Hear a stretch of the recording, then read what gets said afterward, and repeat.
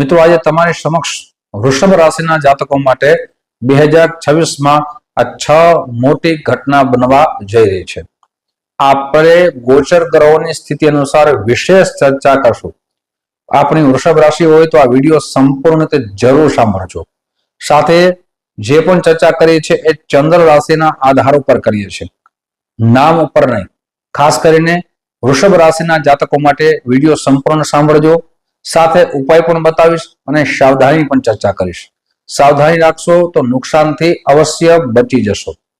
મિત્રો, ગોચર ગ્રહ અનુસાર આપણા જીવનમાં જે ગ્રહો છે એ મોટી અસર કરે છે.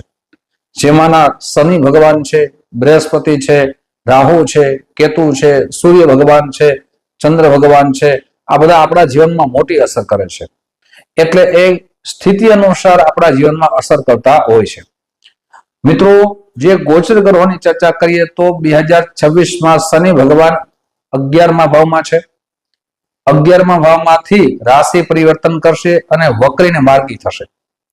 સાથે બૃહસ્પતિ પણ 3 રાશિ પરિવર્તન કરશે. મિથુન રાશિમાં છે, કર્ક રાશિમાં આવશે અને સિંહ રાશિમાં આવશે. રાહુ ને કેતુ આખું વર્ષ તમારા માટે જે એક જ ભાવમાં રહેશે, પણ 5 ડિસેમ્બર 2026 થી રાહુ છે રાશિ પરિવર્તન કરશે.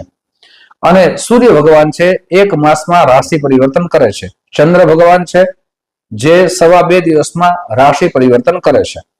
મિત્રો, હવે સૌથી પહેલી ચર્ચા કરીએ. તમારા જીવનમાં પહેલી ઘટના એ બનવાની છે કે ગુરુ ભગવાન બીજા ભાવમાં છે. પરિવારમાં જે વિવાદ થતા હતા, જે ઝઘડા થતા હતા એ બંધ થશે. સમાધાનના રસ્તા ખુલશે. આપના પરિવારમાં પ્રેમ વધશે, સ્નેહ વધશે. સંતાનની પ્લાનિંગ કરતા હો તો પેલા 5 માસ એટલે જાન્યુઆરી માસથી લઈ અને મે માસ સુધીમાં પ્લાનિંગ અવશ્ય કરજો, જે તમારા માટે ઉત્તમ યોગકારક બને છે. સાથે સંતાન પ્રત્યે જે ઝઘડા થતા હતા, વિવાદ થતા હતા, તે પણ હવે દૂર થશે. સંતાનની ખુશી મળશે. સંતાનની જે ચિંતા હતી એ દૂર થશે. એટલે આ પહેલી ઘટના સંતાન માટે ખૂબ જ સારી છે. સાથે ગુરુ ભગવાન છે રાશિ પરિવર્તન કરશે. કર્ક રાશિમાં આવશે, 3જા ભાવમાં આવશે. જે રાશિ પરિવર્તન કર્યા પછી 3જા ભાવમાં આવશે એટલે બીજી ઘટના.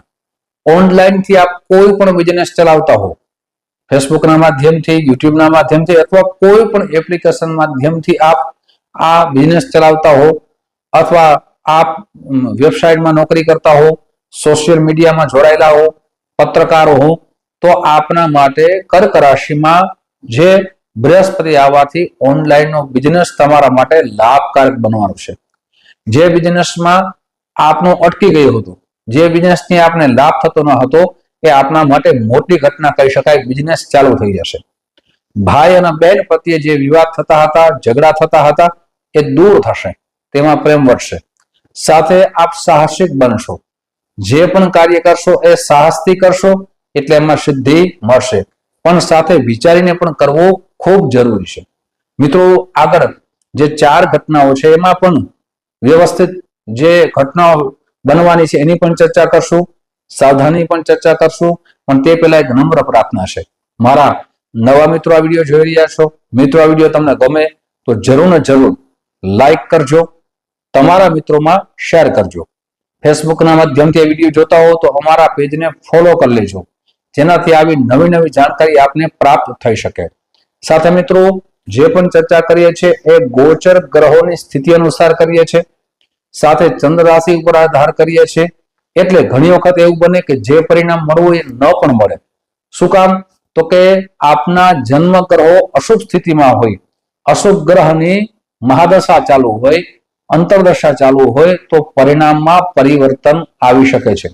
એટલે આપની જન્મ કુંડળીમાં જે પણ ગ્રહો અશુભતા છે, જે અશુભ યોગ નિર્માણ કરે છે, એની શાસ્ત્રોક્ત પૂજા અવશ્ય કરાવવી જોઈએ, જેનાથી ગ્રહો પણ શુભતા વધે અને ગ્રહો પણ સારું ફળ આપે. જે ગોચર ગ્રહો છે એ પણ સારું ફળ આપી શકે છે. મિત્રો, હવે ત્રીજી ઘટનાની વાત કરીએ તો કે રાહુ છે એ આપના 10મ ભાવમાં છે. 10મ ભાવ છે કેરિયરનો છે. આપ હાર્ડ મહેનત છોડી દેશો, પણ સ્માર્ટ મહેનત કરશો, બુદ્ધિથી કામ કરશો. બુદ્ધિથી કામ કરશો એટલે આપની કમાણીમાં વધારો થશે અને આપના મહેનતનું પરિણામ મળશે. પણ મિત્રો એક વાતની સાવધાની રાખવી ખૂબ જરૂરી છે કે રાહુ દશમ ભાવમાં છે એ સંગત દોષ પણ બગાડે છે. આપણી એવી સંગત દોષથી અવશ્ય બચવું જોઈએ જે આપણા કર્મ ક્ષેત્રને બગાડે, આપણા માન સન્માનને ઠેસ પહોંચાડે, આપની યશ કીર્તિમાં જે વધારો થવો જોઈએ ઘટાડો થાય. આવી સંગત દોષ હોય, આવા મિત્રો હોય, આવા સગા સંબંધી હોય, તેનાથી દૂર રહેવું ખૂબ જરૂરી છે. સાથે વ્યસનમાં પણ આપણે ન પડવું જોઈએ. રાહુ છે એ તરફ લઈ જશે, બુદ્ધિ આપણે તરફ લઈ જશે, ભ્રમ ઉત્પન્ન કરશે, પણ એ ભ્રમથી આપણે અવશ્ય બચવું જોઈએ જેનાથી નુકસાનથી બચી શકો. સાથે મિત્રો હવે ચોથી ઘટનાની ચર્ચા કરીએ તો ખાસ કરીને સૂર્ય ભગવાનની ચર્ચા કરીએ. સૂર્ય ભગવાન છે એક માસમાં રાશિ પરિવર્તન કરે છે અને ચોથાના માલિક છે. ચોથા ભાવના માલિક હોવાથી ખાસ કરીને વિદ્યાર્થી બંધુઓ માટે ખૂબ જ સારો સમય છે. આપને સ્ટડીમાં લાભ થવાનો છે.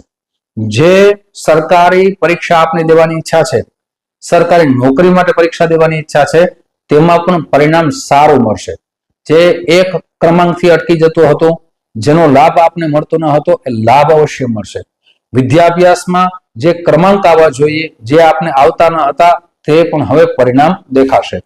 એટલે આપના માટે ખાસ કરીને સૂર્ય ભગવાન છે લાભકારી બનશે. મિત્રો એક વાત યાદ રાખજો, હું અંતિમ શ્રેષ્ઠમાં ઉત્તમ ઉપાય પણ બતાવીશ, એ ઉપાય પણ અવશ્ય કરજો. પાંચમી ઘટના એ છે કે આપને 3 માસ વિવાદથી બચવું જોઈએ. પછી મિત્રના હોય, સગા સંબંધીના હોય અથવા અન્ય આપણા સંબંધમાં હોય, એ 3 માસ વિવાદ કયા માસમાં? તો કે જુલાઈ માસમાં વિવાદથી બચવું જોઈએ. સાથે અગસ્ત એટલે 8મા મહિનામાં વિવાદથી બચવું જોઈએ અને 9મો મહિનો, 9મા માસ, આ 3 માસમાં વિવાદથી બચવું જોઈએ. પછી આપ કોઈ પણ જગ્યાએ નોકરી કરતા હોય, બિઝનેસ કરતા હો, તો એ વિવાદથી બચશો તો આપના માટે નુકસાનથી બચી જશો. સાથે બીજાના વિવાદમાં આપણે પડવું પણ ના જોઈએ, જેનાથી આપના ખોટા કેસ થાય અને કેસમાં આપણે ફસાઈ જાવ અને આપને ખોટી સજા થાય અથવા આપના પૈસા જાય, ધનની હાનિ થાય. આવા વિવાદથી અવશ્ય તમારે 3 માસ બચવું જોઈએ. આપ જેટલા ધૈર્ય સાથે કામ કરશો, વિચારીને કામ કરશો, વિચારીને સંબંધોને જાળવશો, આપના માટે ઉત્તમ બનશે. હવે છેલ્લી ઘટનાની ચર્ચા કરીએ તો વિવાહના યોગ બને છે. ક્યારે બને છે? તો કે 10મો માસ, 11મો માસ અને 12મો માસ. આ 3 માસ છે, એમાં પ્રયાસ કરજો. પ્રયાસ કરશો એટલે આપના માટે વિવાહના ઉત્તમ યોગ નિર્માણ થઈ છે. એ યોગની અંદર જ્યારે પ્રયાસ કરીએ ત્યારે પ્રયાસ સફળ થાય છે. એટલે પ્રયાસ અવશ્ય કરજો. સાથે મિત્રો એક વધારે વિશેષ ચર્ચા પણ કરી લઉં કે આપના ડિસેમ્બર માસમાં ખાસ કરીને નવેમ્બર એટલે 11મો માસ અને 12મો માસ વિદેશથી લગતા કોઈ પણ કાર્ય હોય જે આપને અટકતા હોય, એ કાર્ય સંપૂર્ણ રીતે પૂર્ણ થવાના યોગ નિર્માણ થઈ રહ્યા છે. સાથે વિદેશની અંદર નોકરી કરી રહ્યા છો પણ પ્રમોશન થતું નથી, તે પણ સારા સમાચાર મળશે. મિત્રો હવે ઉપાય કહું છું, ઉપાય અવશ્ય કરજો. ઉપાય આપને શું કરવાનો છે? પ્રતિ દિવસ આ શુક્રના બીજ મંત્રના જપ કરવાના છે. 1 માળા કરવાની છે. ઓમ દ્રામ દ્રીમ દ્રોમ શહ શુક્રાય નમઃ. સાથે આપની જન્મકુંડળી બતાવી, ડાયમંડ એટલે હીરો, આપને પંચાંગ કર્મ કરીને ધારણ કરવો જોઈએ.